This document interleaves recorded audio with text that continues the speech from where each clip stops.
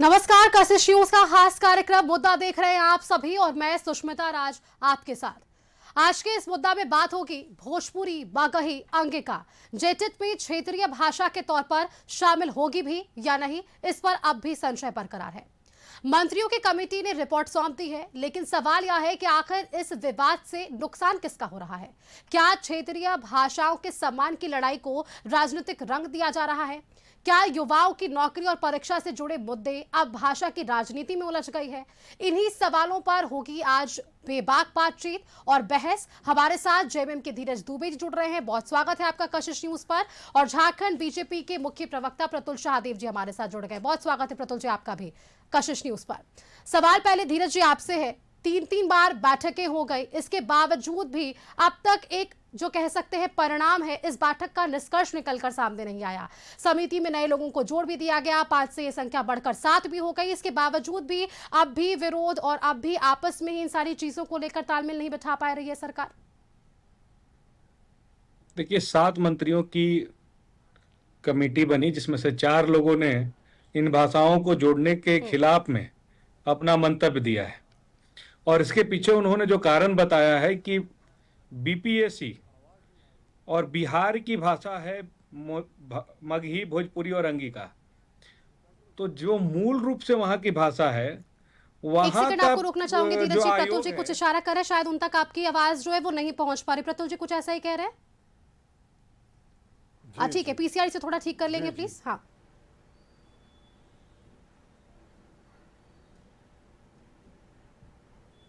धीरज जी। सब कुछ ठीक होगा तो हम लोग आगे बढ़ेंगे।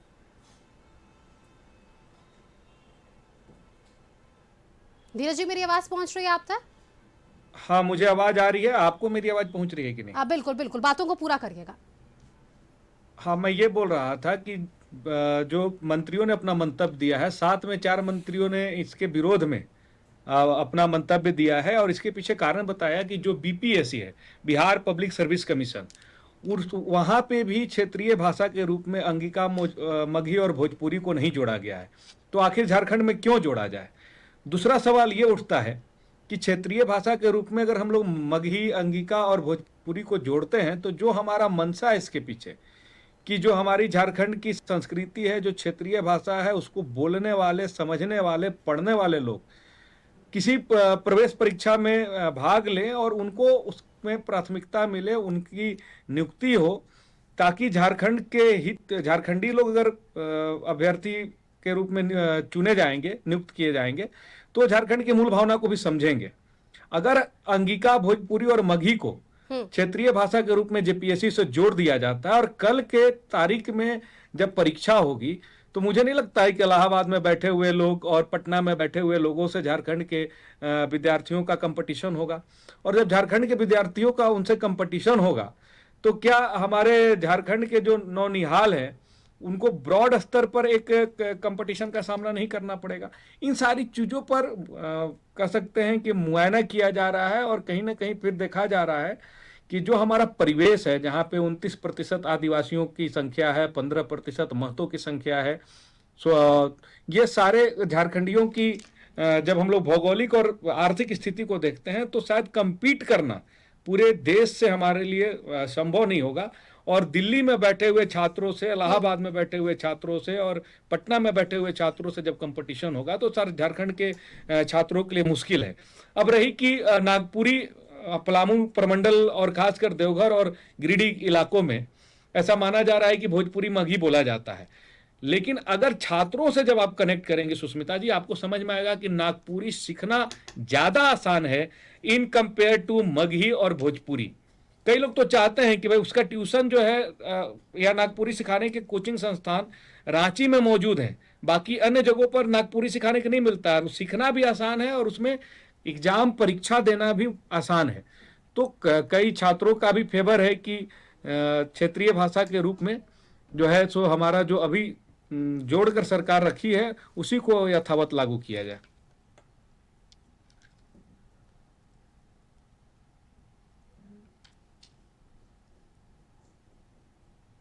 बिल्कुल धीरज जी, क्योंकि देखिए जिस तरह से आपने बताया एक एक कर वो तमाम चीज़ों को लेकर, लेकिन आपकी जो सवाल है इस पर एक बार प्रतिक्रिया लेने से पहले बीजेपी की भी मैं राय जानना चाहूंगी। अगर मैं गलत ना हूं प्रतुल शाहदेव जी तो मुझे सुधारिएगा, 2016 में आखिरी बार इसका जो है परीक्षा लिया गया और इस परीक्षा में उस समय ऐसी चीजें कुछ नहीं थी, राज्य भाषाओं को शामिल करने के लिए, क्षेत्रीय भाषाओं के लिए कुछ ऐसा प्रावधान नहीं था। ये सारी चीजें अब जाकर सामने आई है, लेकिन इसके बाद आपकी क्या राय रहेगी, आपकी पार्टी की स्टैंड क्या रहेगी? क्या इन भाषाओं को शामिल करना चाहिए? क्योंकि कई ऐसे क्षेत्र हैं जो सीमावर्ती क्षेत्र से जुड़ जाते हैं और वहां के भाषाओं से जुड़े हुए लोगों को इससे फायदा भी मिल सकता है।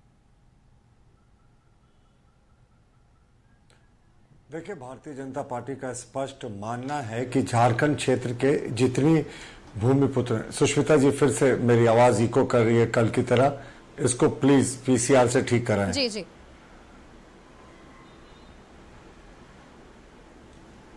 जी, मैं कह रहा था कि झारखंड में भारतीय जनता पार्टी का यही स्टैंड है कि जो यहाँ के स्थानीय निवासी हैं, जो यहाँ के मूल निवासी हैं, उनके हक की रक्षा होनी चाहिए। भाई अब आप देखें, जो झारखंड के सीमावर्ती इलाके हैं उसमें बहुत बड़े पैमाने पर अगर आप चले जाए गढ़वा, पलामू और उस इलाके में, तो वहां पे लोग भोजपुरी बोलते हैं, पलमुहा जिसको कहते हैं। तो वहां के लोगों को अगर आप अब नागपुरी सीखने के लिए कोचिंग देने की जैसी बात हमारे झारखंड मुक्ति मोर्चा के मित्र विद्वान प्रवक्ता कह रहे थे, तो ये तो अजीब बात हुई कि अपनी मातृभाषा जो उनके उस क्षेत्र की है उसको छोड़ने की वो बात करें। ये झारखंड मुक्ति मोर्चा का ये ऑफिशियल स्टैंड है, क्योंकि ये पैनलिस्ट है और एक पैनलिस्ट जब पैनलिस्ट बोलता है तो ये साफ कह रहे हैं साहब कि आप इधर जो पलामू के लोग हैं, गढ़वा के लोग हैं और जितने सीमावर्ती इलाके के लोग हैं जो भोजपुरी बोलते हैं, भले ही वो झारखंडी मूल के क्यों ना हो, लेकिन भाषा ही होती है ना कि थोड़े थोड़े देर में भाषा बदलती है। तो ये साहब कह रहे हैं कि साहब आइए कोचिंग सेंटर में नागपुरी सीखिए। चलिए, हम तो सरकार के स्टैंड का इंतजार करेंगे। देखिए, पहले 3 सदस्यीय मंत्रिमंडल की कमेटी बनी, उसमें ऐसा लगा कि जो भोजपुरी, मगही और अंगिका को ज्यादा जो वेटेज देने वाले लोग हैं, तो कमेटी का विस्तार कर दिया गया। फिर आमंत्रित सदस्यों की सूचना की गई, यानी सब तरीके का प्रावधान किया गया कि किसी तरीके से इसे रिजेक्ट किया जाए। अब आप देखिए, अंगिका की बात करते हैं, गोड्डा, साहेबगंज इलाका, तमाम इलाका है। मंत्री संजय प्रसाद यादव, अमित मंडल, हमारे पूर्व विधायक, सब लोग वहीं से आते हैं। उस इलाके में अंगिका बहुत बड़ी संख्या में बोली जाती है। हम ये नहीं कह रहे कि सरकार इन भाषाओं को शामिल करे, पर वहां के निवासी क्या करेंगे? वहां के निवासी भी नागपुरी सीखना शुरू करेंगे। देखिए, मेरी मातृभाषा नागपुरी है, हम लोग घर में भी नागपुरी में नहीं बोलते। सुष्मिता जी, हम लोग कहते हैं कि ठेठ नागपुरी में कहीं नहीं, तो हम इन घरों में नागपुरी में गोठियाईला। तो इसका यही अर्थ हुआ कि अब वहां के लोगों को भी नागपुरी सीखना होगा या यहाँ की तमाम भाषाएं सीखनी होगी। सीखनी चाहिए भाषा, लेकिन जिस भाषा से वो 22, 24, 25, 26 साल तक वो प्रोफिशिएंट रहे हैं, वो एक तरीके से उनकी जानकारी उस भाषा में, उस भाषा को बदल के अगर आप कोचिंग सेंटर में नई भाषा को सीखने जाएंगे तो क्या आप कंपीट कर पाएंगे जो लोग जन्म से उस भाषा को बोल रहे हैं? उसी तरीके से हमारा मानना है, मगही का इलाका है, जो गया का इलाका है, जो चतरा का इलाका है, आसपास का इलाका है, जो गया से बिल्कुल सटा हुआ इलाका है, वह झारखंड के भूमिपुत्र भी मगही बोलते हैं। तो अब उन सारे, क्या आप जो निवासी झारखंड के भूमिपुत्र हैं, खतियानी हैं, 1932 के खतियानधारी हैं या उससे भी पहले से रहते हैं, क्या आप उन सबको नागपुरी सीखने की नसीहत दे रहे हैं? साहब, आपने कहीं ना कहीं मंत्रिमंडल की समिति ने कह दिया कि ये तीनों भाषाओं को मेजोरिटी से डिसीजन लिया। मेजोरिटी आ नहीं रही थी सुष्मिता। ये लगातार उस क्षेत्र के निवासियों के लिए एक काला दिन है कि अब मंत्रिमंडल की कमेटी आपने जो सवाल पूछे इसका जवाब लेंगे, क्योंकि इन भाषाओं को दूसरी राज्य भाषा में शामिल जरूर किया गया है, लेकिन इन्हें मान्यता, कुछ कह रहे हैं प्रतुल जी? हाँ, बस मैं एक लाइन बोलना चाहता हूं। तो हमारा यही कहना है कि भाई, भारतीय जनता पार्टी तो इंतजार करेगी सरकार के फाइनल डिसीजन का, सरकार क्या लेती है। हमारा मानना है कि किसी भी क्षेत्र के निवासी के साथ अन्याय नहीं हो, लेकिन धीरज दुबे जी जिस क्षेत्र से खुद आते हैं वहां भोजपुरी बोली जाती है, वहां के निवासियों को उन्होंने नागपुरी सीखने की नसीहत दे दी। अब इसका क्या स्टैंड होगा? माननीय पूर्व मंत्री मिथिलेश ठाकुर जी भी उसी क्षेत्र से आते हैं, हालांकि उनका स्टैंड कुछ और है, वो तो कहते हैं इन भाषाओं को शामिल करना चाहिए। तो जेएमएम के भीतर ही इतना विरोधाभास क्यों, ये मैं जानना चाहता हूं। ठीक है, इस सवाल का जवाब दीजिए धीरज जी, और इसके साथ ही मेरा एक आपसे भी ये सवाल, दूसरी राज्य मान्यता प्राप्त ये भाषाएं हैं जिनमें हम बात करें भोजपुरी, मैथिली और अंगिका, इसके बावजूद भी इसे शामिल करने को लेकर इतनी सारी दांवपेच क्यों, और आपसी में ही ये मतभेद क्यों नजर आ रही है? शिल्पी नेहा तिर्की ने, देखिए, 2 पार्टी उनके जो मंत्री हैं उन्होंने समर्थन किया, लेकिन ये विरोध में आ गई। बोल रहा था कि भारतीय जनता पार्टी के बहुत ही वरिष्ठ प्रवक्ता हैं और बड़े भाई के रूप में यहाँ अपना प्रतिनिधित्व कर रहे हैं भाजपा की ओर से, बड़े भाई प्रतुल सहदेव जी। लेकिन कई बार देखा जाता है कि हमारी बातों को बड़ा ट्विस्ट करके परोस देते हैं जब इनकी बोलने की बारी आती है। हमने कभी भी ये नहीं कहा कि पलामू के लोगों को आकर नागपुरी सीखनी चाहिए। हमने ये कहा कि कई ऐसे स्टूडेंट मिले, कई ऐसे अभ्यर्थी मिले, कई ऐसे कंपटीटर मिले जो तैयारी करते हैं एग्जाम के, और इसलिए ये बोल पा रहा हूं कि हम लोग भी अभी पढ़ाई छोड़ा नहीं है, अभी भी हम लोग भी इस फील्ड में हैं कि अभी भी छात्र के रूप में, विद्यार्थी के रूप में अपनी भूमिका को अदा करते हैं। तो कई लोग के मुंहों से हमने सुना है कि नागपुरी सीखना ज्यादा आसान है as compare to Magahi and Bhojpuri. और सुष्मिता जी, मैं आपको बता रहा था कि एक कहावत है कि कोस कोस पर और 4 कोस पर वाणी। कोस का मतलब होता है 3 किलोमीटर, यानी कि हर 3 किलोमीटर पर पानी बदल जाता है, और हर 4 कोस यानी कि 12 किलोमीटर पर भाषा में कोई ना कोई डिफरेंस आ जाती है। प्रतुल सहदेव जी बता रहे थे कि पलामू में मगही भोजपुरी बोली जाती है। मैं इसका खंडन करता हूं। पलामू में पलमुआ भाषा बोला जाता है, कोई भोजपुरी मगही कोई पार्टिकुलर नहीं बोला जाता है। अगर देखा जाए तो मिक्स है। अब उसको ना भोजपुरी बोल सकती हैं, ना ही मगही बोल सकती हैं, ना ही उसको हिंदी बोल सकती हैं। लेकिन धीरज जी, बांग्ला और उड़िया को तो शामिल किया है ना आपने, बांग्ला और उड़िया तो शामिल हुआ है, इस पर क्या कहेंगे? बांग्ला और उड़िया बोला जाता है। आप चले जाइए कोयलांचल में, आप चले जाइएगा जब जमशेदपुर एरिया में बांग्ला बोला जाता है, आप उड़िया भी बोला जाता है, और वहाँ के लोकल लोग बोलते हैं। ऐसा नहीं है कि उड़ीसा का भाषा है इसलिए हम लोग ने शामिल किया है। आप चले जाइए संथाल में, तो वहां भी बंगाल का प्रभाव है, बंगाली भाषा बोला जाता है। आप पाकुड़ और साहेबगंज एरिया में जाइएगा तो ये भाषा अगर झारखंड में बोला जा रहा है तो लेकिन हम बोल रहे हैं कि मगही हमारे यहाँ एग्जिस्ट ही नहीं करता है। आप चतरा चले जाइए, गोड्डा चले जाइए, गिरिडीह चले जाइए, वहां का मिक्स भाषा है। उस भाषा का क्या नाम दिया जाए, उसकी कोई लिपि नहीं है।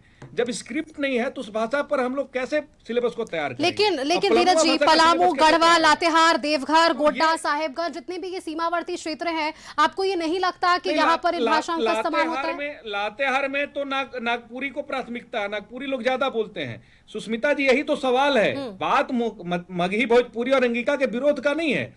बात है कि हम लोग किस रूप में उसको अडॉप्ट करें कि पलामू, चतरा, गोड्डा और गिरिडीह में इस तरह की भाषा को अगर सरकार दर्ज भी करे तो उनके काम आ सके। मैं बोल रहा हूं कि नागपुरी सीखना पलामू लोगों के लिए ज्यादा आसान है as compare to Magahi and Bhojpuri. अगर उनकी लिपि को और उनका सिलेबस को उठाया जाए तो टफ होता है। तो लेकिन धीरज जी, ये आधार नहीं हो सकता ना कि सीखना अगर मुश्किल है या आसान है तो आप उसे शामिल नहीं करेंगे? तो पलमुआ भाषा कहां से लाइएगा? कैसे डिफरेंशिएट कीजिएगा कि पलमुआ भाषा क्या होता है? ये तो अभी तक क्लियर नहीं हुआ है ना। तो इस पर सरकार सोच रही है, इसीलिए बार बार ये समिति बनाना पड़ रहा है। प्रतुल जी, अच्छा ठीक है, प्रतुल जी से भी आप बिल्कुल, धीरज जी, प्रतुल जी से मेरा अगला सवाल ये है, क्योंकि ये हवाला जरूर किया गया इस समिति के जो बातचीत सामने आई, जिस तरह से प्रावधानों पर जिक्र हो रहा था। प्रतुल जी, इस पर जवाब दीजिएगा। ये कहा जा रहा है कि बिहार में भी तो जो झारखंडी भाषा है उन्हें मान्यता नहीं दी गई, तो बिहार में ना मिलकर झारखंड में कैसे? देखिए, अच्छे से डिबेट चल रहा है। मैंने भी पूरे छोटे भाई धीरज जी को सुना। मैं भी अपेक्षा करता हूँ मेरी बात को सुने। मैं उनकी ही बात को रिपीट कर रहा हूँ। मैंने मगही कभी नहीं कहा कि मगही पलामू में बोला जाता है। मैंने तो कहा था गया के नेबरिंग एरियाज हैं, चतरा के आसपास में मगही बोला जाता है। मैंने पलमुआ भाषा का भी अपने ओपनिंग स्टेटमेंट में जिक्र किया था। अगर धीरज जी को विश्वास नहीं है तो मैं एक्स पे पोस्ट करके उस कटिंग को भी दिखा दूंगा। देखिए, ये बेहद आपत्तिजनक बात है। देखिए, हमारा कहना है कि हम तो सरकार के स्टैंड का इंतजार कर रहे हैं। माननीय मुख्यमंत्री हेमंत सोरेन जी हमारे भी मुख्यमंत्री हैं, वो क्या निर्णय लेते हैं। मंत्रिमंडल की जो उप समिति है उसने तो अपनी अनुशंसा सौंप दी, उसके बाद ही हम अपना स्टैंड क्लियर करेंगे। लेकिन हमारा स्टैंड आज भी है कि किसी भी क्षेत्र के लोग हैं जो उनकी भाषा बोली जाती है उससे वो चेंज नहीं कर सकते। पलमुहा क्या भाषा है साहब? उसमें आप देखें तो एक तरीके से 90% या उससे भी ज्यादा भोजपुरी का मिश्रण है और उस तरह की भाषा बोली जाती है। तो ये बेहद आपत्तिजनक है। झारखंड मुक्ति मोर्चा के विद्वान पैनलिस्ट का कहना कि भोजपुरी सीखना ज्यादा मुश्किल है पलमुहा बोलने वाले लोगों को और नागपुरी सीखना आसान है। साहब, दोनों बिल्कुल मिलती जुलती भाषा है। अब आप देखिए खुट्टी में जो नागपुरी बोली जाती है और जो उड़ीसा के बॉर्डर में बोली जाती है, कहीं शादरी हो जाती है, कहीं नागपुरी हो जाती है, कहीं अगर हम कह रहे हैं तो उसको आपने कहना पड़ता है, और कहीं अगर खुट्टी चले जाए तो आपको मोय कहना पड़ता है। तो थोड़ा बहुत भाषा में अंतर होता है, लेकिन भाषा का मूल स्वरूप वही होता है। तो ये बेहद आपत्तिजनक है इनकी नसीहत इस बात की कि पलामू के लोगों के लिए भोजपुरी सीखना ज्यादा मुश्किल है, नागपुरी सीखना आसान। मुझे पूरी उम्मीद है कि वो भाषा इनसे भावेश में निकल गई है ये बात, और इसको जरूर वापस लेंगे। हमारा मानना है कि जिस एक बार इसको जवाब ले ले प्रतुल से। और मेरे लिए नागपुरी हो, मुझे मुझे मुझे अरे 10 सेकंड सिर्फ आप बोले ना धीरज जी, अच्छे से डिबेट चलता, हम लोगों में ज्यादा बहस नहीं होती। 10 सेकंड मैं सिर्फ ये कह रहा था, मेरे लिए नागपुरी बोलना या शादरी बोलना, जो दोनों मिलता जुलता है, वो ज्यादा हमेशा आसान होगा। शादरी से नागपुरी सीखना, नागपुरी से शादरी सीखना, बनिस्पत कि मैं अगर भोजपुरी सीखने चला जाऊं। तो उसी तरीके से पलमुहा बोलने वाले लोगों के लिए जो स्वाभाविक भाषा है सीखने की, वो भोजपुरी होती है। उसको आप नागपुरी कह के पूरा पलामू गढ़वा के इलाके के लोगों को आप कटघरे में खड़ा कर रहे हैं, उनके विवेक को खड़ा करें, हमारी इस पे आपत्ति है। और पलामू मगही और अंगिका, भोजपुरी मगही और अंगिका भाषा जो है वो किसी न किसी स्वरूप में यहां बोली जाती है। उसको अगर मंत्रिमंडल, मुख्यमंत्री जी बाहर निकालने का निर्णय लेते हैं तो फिर हम अपना स्टैंड देखेंगे। लेकिन हमारा आज भी स्टैंड है कि जो झारखंड के बॉर्डरिंग एरियाज के लोग हैं उनके साथ नहीं करना चाहिए। और सुष्मिता जी, उर्दू कब से यहां की भाषा हो गई?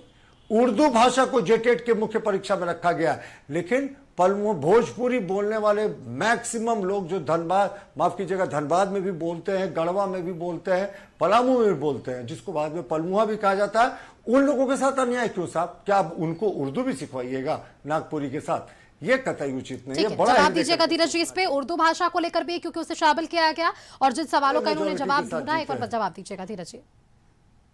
देखिए, भाजपा के प्रवक्ता शब्दों के मायाजाल में फंसाने का भरपूर प्रयास करते हैं, लेकिन सफल नहीं हो पाते हैं। मेरा यह कहना है कि जिस फेज में हम हैं, इसी फेज में हम लोग भी अपनी तैयारी करते हैं, पढ़ाई हमारी छूटी नहीं है।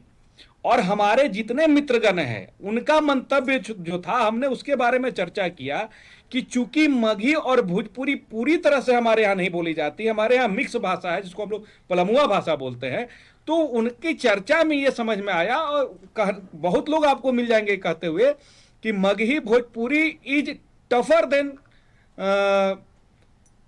नागपुरी। उसको सीखना, नागपुरी सीखना ज्यादा आसान है मगही और भोजपुरी के मामले में। यह चर्चा होती है अभ्यर्थियों के बीच में, एस्पिरेंट के बीच में चर्चा का विषय है। तो हम इस बात को प्रस्ताव रखें। देखिए, मुद्दे पर राजनीति करना अलग विषय है, और भाषाओं के साथ जो भेदभाव का आरोप लग रहा है आप लोगों पर। नहीं तो भाषा अब तो बोलता है कि स्लाइड चेंज है, म के जगह स बोला जाता है। भाई पूरी भाषा आप निकाल लीजिए, जो रजिस्टर्ड भाषा है 22 भाषा हमारे देश में, सब में तो स्लाइड चेंज है ना, रोमन और देवनागरी से ही तो सब निकला हुआ है। तो अब उसी स्लाइड चेंज को आप उड़िया बंगला में कितना अंतर होता है, अब पंजाबी और हिंदी में कितना अंतर है, आप नागपुरी, कुरमाली, ये सब में अंतर निकालिएगा तो बहुत छोटा छोटा है। अहो अब हेया का अंतर मिलेगा आपको समझ में। लेकिन बात वही है ना कि हम क्या झारखंड के लोगों को कंपीट करने के लिए छोड़ दे 3 राज्यों से, उत्तर प्रदेश बिहार से छोड़ दें और मध्य प्रदेश से, उसमें हम भोजपुरी, अंगिका और मगही को जोड़ दें, ताकि वहां से बैठे छात्र यहाँ फॉर्म डालें और झारखंड के जो छात्रों का नौकरी है उस पर दावा ठोंके और उनके नौकरी के सीट को भर दें, और हमारे छात्र टुकुर टुकुर उधर दिल्ली की तरफ देखते रहे कि भैया ये लोग सीसीएल में बहाली नहीं निकाल रहे हैं, ये लोग डिफेंस में बहाली नहीं निकाल रहे हैं, ये लोग रेलवे में बहाली नहीं निकाल रहे हैं। तो पकौड़ा तलने के भरोसे तो हम नहीं छोड़ सकते हैं। इसलिए हम लोगों ने ये नियम लाया कि एक राज्य भाषा, क्षेत्रीय भाषा के रूप में हम लोग लाएंगे, ताकि जो झारखंड का नेटिव है, जो लोकल है, जो यहाँ के खतियानी है, उनको ज्यादा अवसर मिल सके। ठीक है, जो आपने बाहरी भीतरी की बात कर दी है जी, मुझे लगता है कि एक पॉइंट मिल गया है बीजेपी को। प्रतुल शाहदेव जी, पिछले दिनों आपने प्रेस कॉन्फ्रेंस भी कर दी, आपने बताया भी किस तरह से कि यहाँ पर परीक्षाओं में कितने अभ्यर्थी बाहरी राज्यों से आ रहे हैं। भाजपा के 2 प्रवक्ता से मुझे जुड़ना पड़ता है एक बार में, मेरी बात पूरी नहीं होती है, आप टोक देती हैं। अच्छा ठीक है धीरज जी, चलिए आप पूरी ही कर लीजिए अपनी बात, फिर आपका हम सवालों का जवाब ले लेते हैं। धीरज जी, हम बस यही कहना चाहते हैं कि जिस ध्येय के साथ, जिस मोटिव के साथ आखिर क्षेत्रीय भाषा को जोड़ा गया है। झारखंड में रांची में पढ़ने वाले, गुमला में रहने वाले, सिमडेगा में रहने वाले, आप संथाल में चले जाइए, कोल्हान के सरायकेला में रहने वाले, क्या उन आदिवासी भाइयों को, उन गरीब परिवारों को एक बार ध्यान में रखिए और सोचिए कि जब क्षेत्रीय भाषा में कंपीट करना पड़ेगा उनको बिहार, यूपी और मध्य प्रदेश से, जब रांची में तैयारी करने वाले लड़कों को दिल्ली और इलाहाबाद तैयारी करने वाले लोगों से कंपीट करना पड़ेगा, तो क्या वो सक पाएंगे? तो उसी को रोकने के लिए स्थानीय नीति, स्थानीयता और क्षेत्रीय भाषा को न जोड़ा जा रहा है। तो एक तो स्थानीयता पर विवाद है, कम से कम क्षेत्रीय भाषा में तो हम लोग बचा के रखें कि ताकि यहाँ के छात्रों को, यहाँ के नौजवानों को पलायन न करना पड़े और ग्रुप सी और डी के नौकरी में उनको लाभ मिले। लेकिन अभी तक चूंकि ये क्लियर नहीं हो पा रहा है कि हम लोग इस पर क्या डिसीजन लें, इसलिए समिति गठित हो रही है, समिति का रिपोर्ट आ रहा है और इसका वेट करना पड़ेगा हम लोगों को। कितना इंतजार? और धीरज जी, यही तो सवाल है ना कि इस इंतजार में 10 साल बीत चुके हैं। मुझे यहाँ तक याद है 2016 में आखिरी बार परीक्षा हुई और अब ये भाषा विवाद को लेकर ये परीक्षा और भी डिले होती जा रही है। कितना इंतजार और करना होगा? कितनी ऐसी और सदस्यीय टीम हम देखेंगे जिसपे निष्कर्ष ये तो हमको रघुवर दास जी से पूछना पड़ेगा कि 4 साल आप भी डिले किए हैं तो क्यों किए हैं, तब तो बता पाएंगे कि अब कितना और लगेगा। चलिए ठीक है, प्रतुल जी कुछ कहना चाह रहे थे। प्रतुल जी, देखिए, मैं फिर से कहता हूं, भारतीय जनता पार्टी का स्टैंड यही है कि किसी भी क्षेत्र के निवासियों के साथ भेदभाव नहीं होना चाहिए जो झारखंड के मूलवासी हैं। अब इन्होंने जो कट ऑफ डेट है वही अभी तक घोषित नहीं किया। इनके द्वारा जो कट ऑफ डेट था उसको मान्यता नहीं मिली, तो 60-40 की नीति हो गई, यानी 60% जो रिजर्वेशन है वो झारखंड के लोग होंगे, 40% तो देश के किसी कोने से आके 3rd और 4th ग्रेड की नौकरी कर सकते हैं। अभी मैं झारखंड मुक्ति मोर्चा के विद्वान पैनलिस्ट को सुन रहा था, उन्होंने एक बात कही कि गुमला में, सिमडेगा में रहने वाले आदिवासी जो हैं वो क्षेत्रीय भाषा अगर नहीं, देखिए मैं फिर से नहीं, ये मुझे नहीं, मैं नहीं टोकता। सुष्मिता, अब आप प्लीज इसको कंट्रोल करें। मैंने इनको एक बार नहीं टोका, ये जितनी बातें बोले मैंने अच्छे से सुना। क्यों डिबेट को अंतिम में इस तरह से करेंगे? देखिए, हमारा कहना है कि इन्होंने कहा कि गुमला और सिमडेगा जैसे क्षेत्रों से गुमला और सिमडेगा जैसे क्षेत्रों से इन्होंने कहा कि आदिवासी जो आते हैं वो कम से कम क्षेत्रीय भाषा में अपनी स्थानीय भाषा करें। भाई, जो आदिवासी आते हैं वो क्षेत्रीय भाषा की कैटेगरी में नहीं आते, वो जनजातीय भाषा की कैटेगरी में आते हैं, जिसमें कुड़ुक, मुंडारी, संथाली ये सब होता है। क्षेत्रीय भाषा में यहाँ के मूलवासी आते हैं। इन्होंने इस बात को स्वीकार किया कि भाई नागपुरी और कुरमाली में ज्यादा अंतर नहीं। हम भी मानते हैं, नागपुरी बोलने वाले कुरमाली भी समझ जाते हैं और आसान होता है सीखने में। हम भी तो वही कह रहे हैं साहब, पलामू और गढ़वा के लोग पलमुहा जो बोलते हैं उनको भोजपुरी सीखने में ज्यादा आसान होगा। अब इन्होंने किन विद्यार्थियों से बात की जिन्होंने ये कह दिया कि नहीं साहब, पलामू के रहने वाले और गढ़वा के रहने वाले लोगों के लिए नागपुरी सीखना आसान है, भोजपुरी सीखना नहीं। और देखिए, दूसरी बात एक और चीज है, जो हम बात कर रहे हैं जेटेट में, वो टीचर्स नियुक्ति की बात है। वो 3rd और 4th ग्रेड के टीचर्स की नियुक्ति की बात होती है, ये क्लास 2 ऑफिसर्स की नियुक्ति नहीं है। इस बार भी माननीय मुख्यमंत्री हेमंत सोरेन जी के इस बात के हम कायल हैं कि वो कहते थे कि यहाँ स्थानीय आदिवासी और मूलवासियों की नियुक्ति होगी। इस बार भी जो 400 उत्तीर्ण हुए हैं JPSC 2 में, वो बाहर के लोग हैं, पर ये क्लास 2 की जॉब है, इसलिए हम लोग चलिए इसमें संयम बरत रहे हैं। पर अब क्लास 3 और 4 में तो मुख्यमंत्री जी ने कहा था 100% यहाँ के स्थानीय लोगों की नौकरी होगी, तो फिर यहाँ उत्तर प्रदेश और हरियाणा के लोग कैसे आएंगे?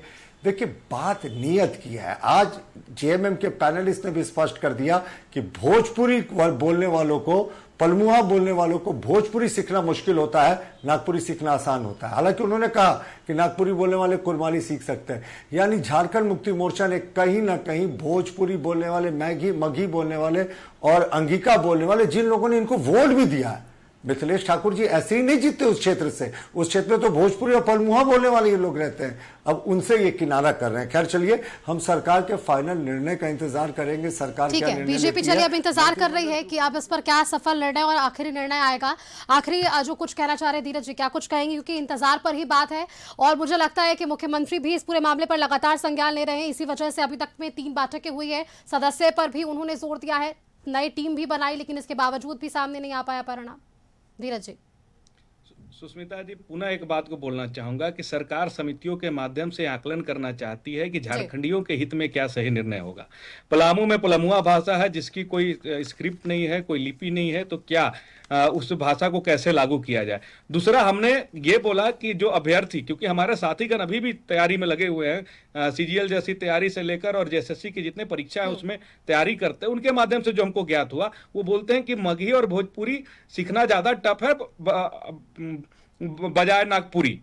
तो नागपुरी ज्यादा सीखना आसान है। दूसरा, उनका कहना था कि जब अगर भोजपुरी और अंगिका और मगही को जोड़ा जाएगा तो हमारा कंपटीशन यूपी, बिहार, इलाहाबाद, पटना और दिल्ली में बैठे छात्रों से हो जाएगा, क्योंकि यूपी, बिहार और मध्य प्रदेश में भी कहीं ना कहीं भोजपुरी और अंगिका और मगही बोली जाती है। फाइनल कमेंट तो ये थोड़ा मुश्किल है। फाइनल कमेंट ये है कि समिति बनी हुई है, मंत्रिपरिषद उस पर बैठा हुआ है, 7 मंत्री जुटे हैं, उनका जो निर्णय आएगा और वो किस शोध के साथ निर्णय आएगा उस पर ध्यान देने की जरूरत नहीं है। अगर भाषा पर राजनीति करना है तो अलग विषय है, उस पर भारतीय जनता पार्टी कुछ भी बोलेगी। भाषा पर राजनीति आखिरकार देखिए वहीं पर ये घूम फिर कर सारी चीजें आती है। और सिर्फ ये बीजेपी या जेएमएम की बात नहीं है, राजनीतिक पार्टियों पर हमेशा से ये आरोप लगते रहे कि किसी भी मुद्दों को अगर वो जनता से जोड़कर देखा जाए तो सीधा वो घूम फिर कर राजनीतिक रोटियों से सेकने के लिए काम आ जाता है। प्रतुल, इस पर क्या कहेंगे? आखिरी जो फाइनल कमेंट है कुछ कहिए, उसके बाद हम अपना वाइंड अप आगे बढ़ते हैं। मैं फाइनल कमेंट हो रहा हूं, मैं ज्यादा नहीं बोलूंगा, 20-30 सेकंड बोलूंगा। देखिए, हम मानते हैं पलामू और गढ़वा की वीर भूमि रही है, वीरों की भूमि रही है। अब वहां भोजपुरी और पलमुहा बोलने वाले लोगों को यह नसीहत अगर झारखंड मुक्ति मोर्चा देने लगे कि आप नागपुरी सीख लीजिए, वो ज्यादा आसान है आपके लिए, पलमुहा से भोजपुरी सीखना उचित नहीं, तो यह हम उस क्षेत्र का अपमान मानते हैं। ये बहुत बड़ा अपमान है। आप कहते हैं, देखिए फिर से इस तरीके का बयान बीच में क्यों टोक रहे हैं? अच्छे से डिबेट चलता है, आप बोल लीजिएगा ना मेरे बात। देखिए, अगर सुष्मिता अगर इस तरीके से धीरज जी थोड़ा सुन लीजिए, मैं भी रिक्वेस्ट कर रहा हूं। ठीक है प्रतुल जी, आप अपनी बात रखिए ना, आप अपनी बात रखिए। उन्होंने कहा कि कौन सी भाषा आसान, कौन सी भाषा मुश्किल। तरीके से बोलेंगे तो कैसे हो? देखिए, झारखंड मुक्ति मोर्चा ने आज अपना स्टैंड क्लियर कर दिया कि पलामू के लोग नागपुरी सीखो, पलमुहा नहीं बोलने वाले नागपुरी सीखो। नहीं प्रतुल जी भी चलिए, धीरज दुबे ने उन्होंने अपनी बातों को सामने रखा है, जो आसपास के लोग उनसे बातचीत कर रहे हैं उन्होंने बताया है अपने शब्दों में। चलिए ठीक है, आपकी भी वो राय है कि वो थोप रहे हैं वहां की जनता को कि आप इस भाषा को सीखिए।